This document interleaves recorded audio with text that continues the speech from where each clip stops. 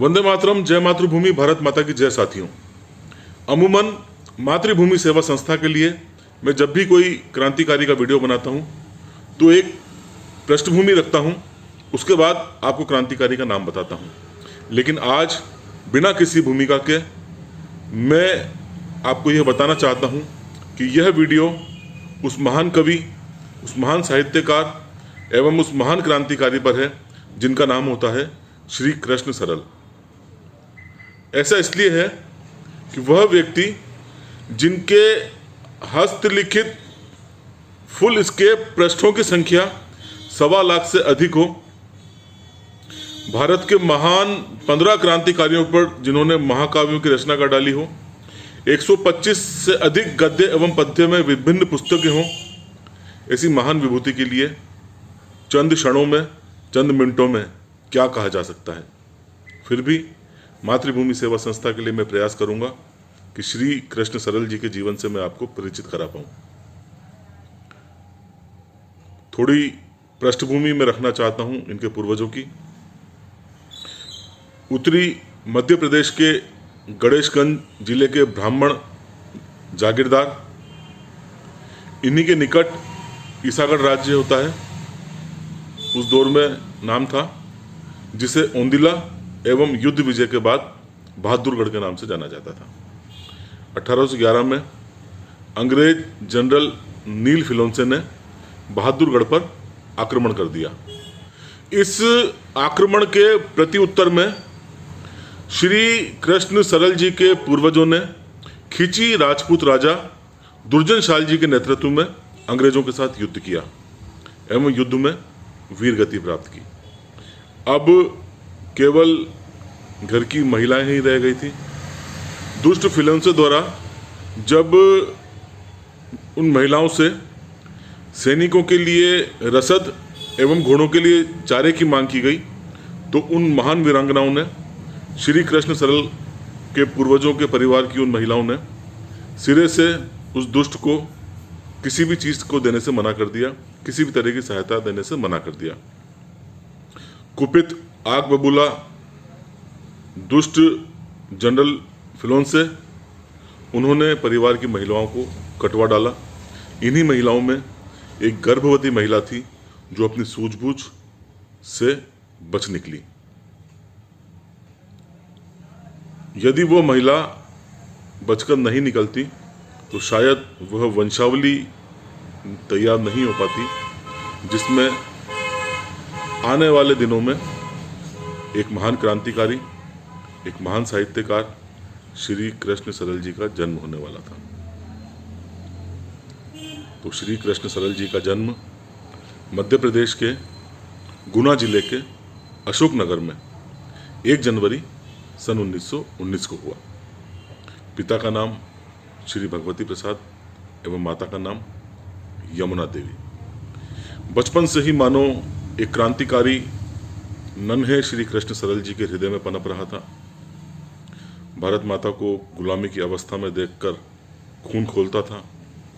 जब वह महज 11 वर्ष की उम्र के थे, 30 सितंबर सन 1929 की घटना है, जब पूना से महान क्रांतिकारी राजगुरु को उनकी गिरफ्तारी के बाद ट्रेन से लाहौर ले जाया जा रहा था। तब ट्रेन अशोकनगर रुकती है। राजगुरु की एक झलक पाने के लिए देशभक्त अशोकनगर का जनसैलाब वहाँ पर होता है। इसी जनसैलाब में एक 11 वर्ष का बच्चा भी था। राजगुरु ने ज्यों ही उस जनसमूह को देखने के लिए ट्रेन की बोगी में से अपना सर बाहर निकाला तो एक सार्जेंट ने गुस्से से उनका सर अंदर दे मारा। यह तमाम घटना 11 साल का वह नन्हा बालक देख रहा था। उसका खून इतना अधिक खोला, प्रतिशोध के रूप में उसने एक पत्थर उठाया और सार्जेंट को दे मारा। सार्जेंट को जैसे ही पत्थर लगा तो अचानक माहौल में गहमागहमी हो गई।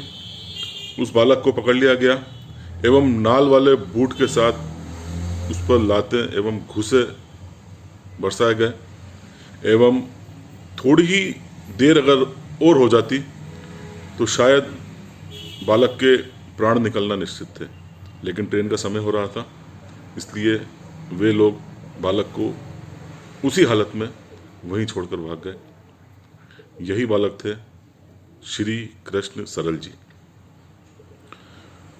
लेकिन एक क्रांतिकारी के रूप में इनका योगदान यहीं खत्म नहीं हो जाता।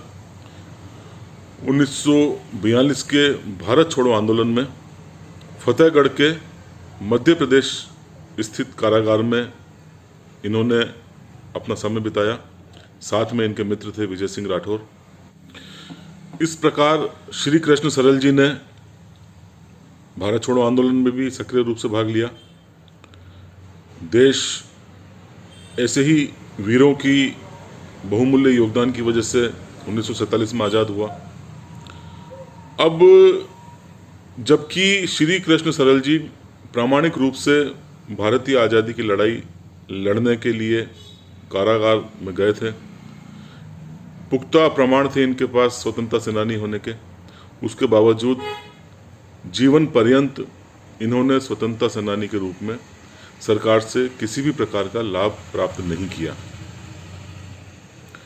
अपितु इन्होंने अपने संपूर्ण जीवन को वे क्रांतिकारी जिनकी वजह से देश आज़ाद हुआ, क्योंकि वह स्वयं क्रांतिकारी थे, उनके हृदय में उनके प्रति भावनाएं थी, उनको अपनी लेखनी के माध्यम से व्यक्त करने का प्रयास किया। जब सरल जी के इन गुणों को भारत रत्न पुरुषोत्तम दास टंडन जी ने देखा तो उन्होंने उनसे आग्रह किया कि आप भगत सिंह पर एक महाकाव्य की रचना करें। यह एक ऐसा कार्य था जो संभवतः अभी तक किसी ने भी नहीं किया था। इस प्रकार 1964 में भगत सिंह पर प्रथम महाकाव्य की रचना हुई, जो श्री कृष्ण सरल द्वारा लिखा गया। हालांकि बहुत आसान है ये कहना कि सरल जी द्वारा महाकाव्य लिख लिया गया, लेकिन ऐसा एक नहीं, 15 महाकाव्य श्री कृष्ण सरल जी द्वारा लिखे गए। यह महाकाव्य लिखना किसी आज़ादी की लड़ाई लड़ने से कम नहीं था, क्योंकि सरकार का कोई भी योगदान या सहायता इनके साथ नहीं थी। एक एक महाकाव्य लिखने के लिए इन्हें अपने संपत्ति बेचनी पड़ी, घर की महिलाओं के गहने तक बेचने पड़े, क्योंकि प्रकाशकों की रुचि ऐसे विषय में थी ही नहीं जो क्रांतिकारियों को समर्पित हो। लेकिन निश्चित रूप से जब सारे द्वार बंद होते हैं तो प्रोत्साहन के द्वार खुले होते हैं। 3 मार्च 1965 को स्वयं भगत सिंह की माताजी श्रीमती विद्या देवी जी ने उज्जैन आकर उस महान महाकाव्य का लोकार्पण किया एवं उस महाकाव्य को देखकर, पढ़कर जो उन्होंने प्रतिक्रिया दी वो निश्चित रूप से सुनने वाली है। उनका कहना था कि जब भी ये महाकाव्य मेरी गोद में होता है, मुझे ऐसा प्रतीत होता है भगत सिंह मेरी गोद में है, एवं जब भी मैं इस महाकाव्य को पढ़ती हूँ तो मुझे ऐसा लगता है कि स्वयं भगत सिंह मुझसे बात कर रहे हैं। लेकिन निश्चित रूप से ये प्रोत्साहन तो उन्हें जीवन पर्यंत भगत सिंह की माताश्री से मिलता रहा, किंतु इन्हें अपनी एक एक पुस्तक एवं एक एक महाकाव्य को बेचने के लिए बहुत ही संघर्ष करना पड़ा। ये गले तक कर्ज में डूब गए, क्योंकि इनके ऊपर ब्याज इतना ज़्यादा हो गया था। साथ ही वह अवैतनिक अवकाश भी ले चुके थे, परिवार में आय का कोई जरिया नहीं था। आप कल्पना नहीं कर सकते उस संघर्ष की जो श्री कृष्ण सरल जी ने सिर्फ एवं सिर्फ इसीलिए अपने जीवन का हिस्सा बनाया, जिसे क्योंकि उन्हें जन जन तक क्रांतिकारियों की वीर गाथा का प्रचार प्रसार करना था।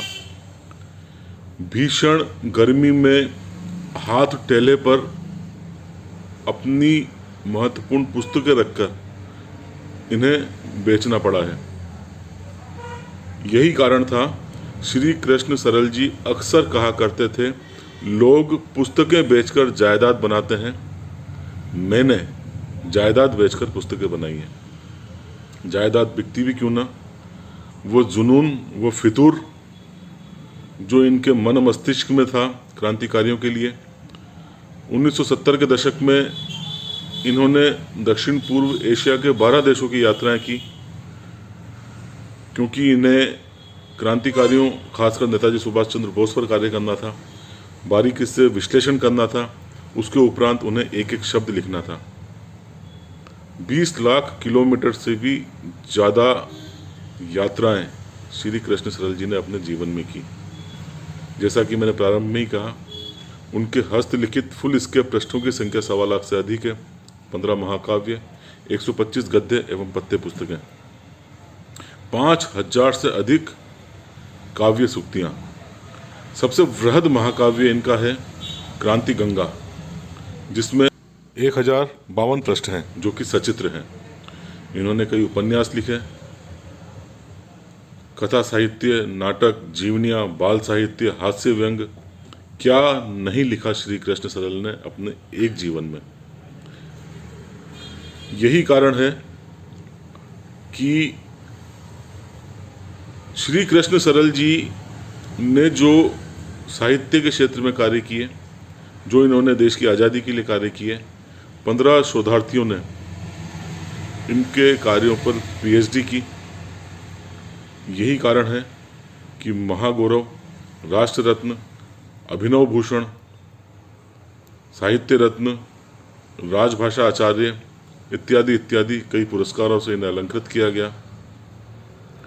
जैसा कि मैंने प्रारंभ में ही आपसे कहा कि मैं स्वयं को बहुत ज़्यादा असमर्थ महसूस कर रहा हूँ किस तरह से श्री कृष्ण सरल जी के संपूर्ण जीवन के बारे में मैं आपको बता पाऊँ।